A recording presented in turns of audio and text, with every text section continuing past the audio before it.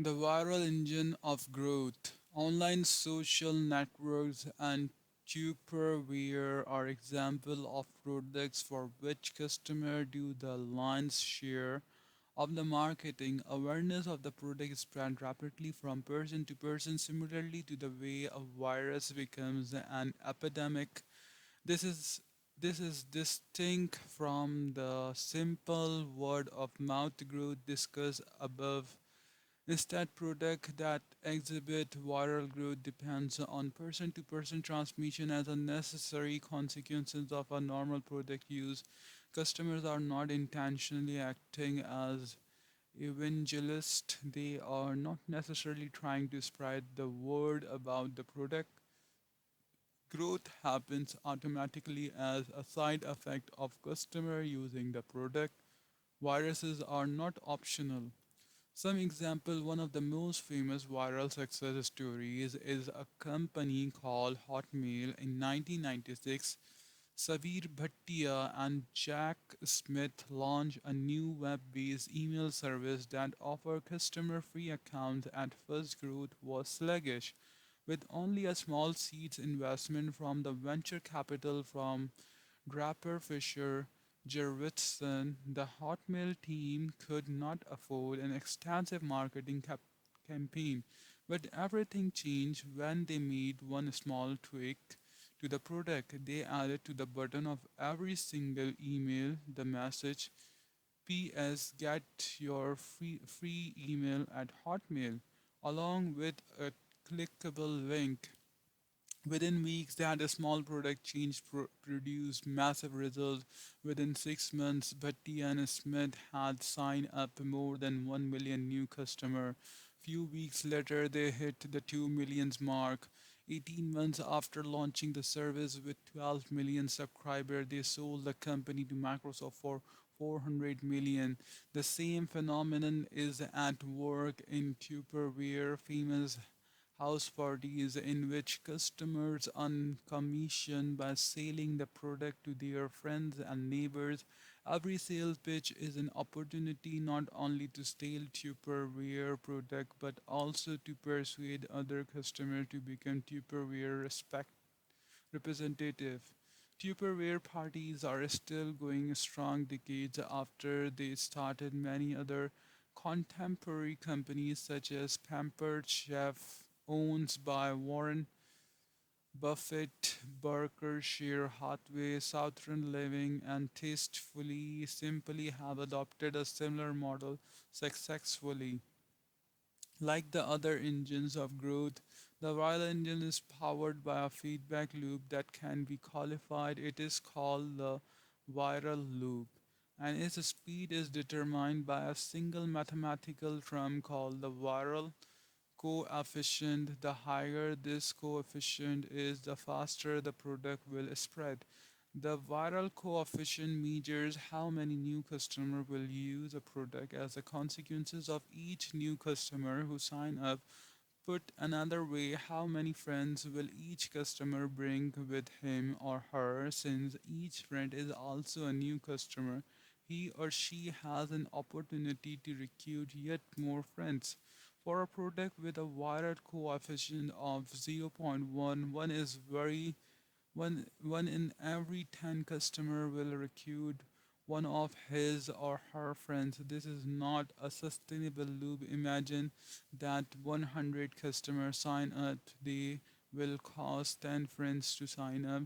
Those 10 friends will cause one additional person to sign up. But there, the loop will fizzle out.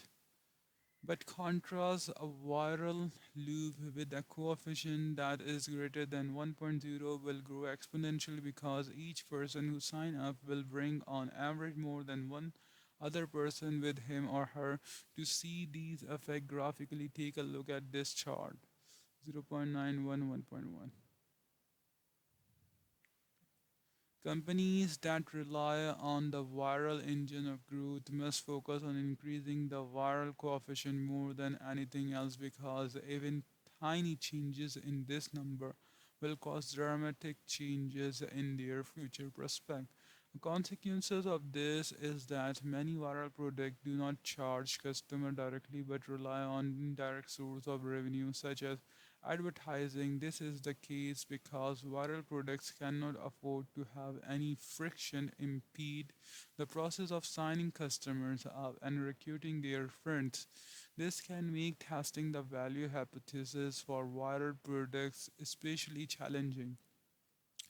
The true test of the value hypothesis is always a voluntary exchange of value between customers and the startup that serve them. A lot of confusion stems from the fact that this exchange can be monetary,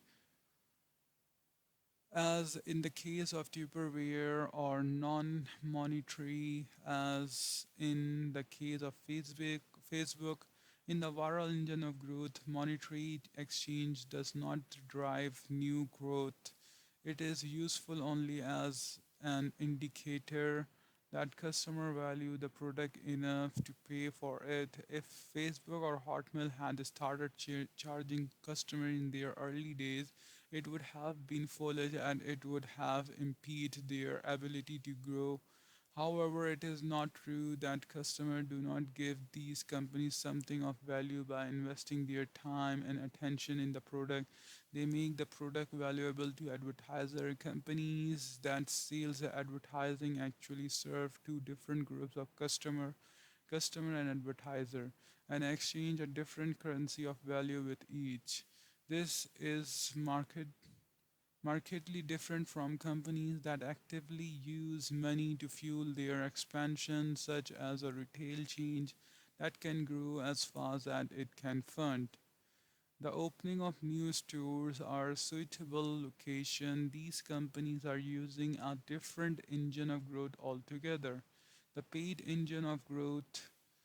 The in, Imagine another pair of business. The first makes $1 on each customer it signs up.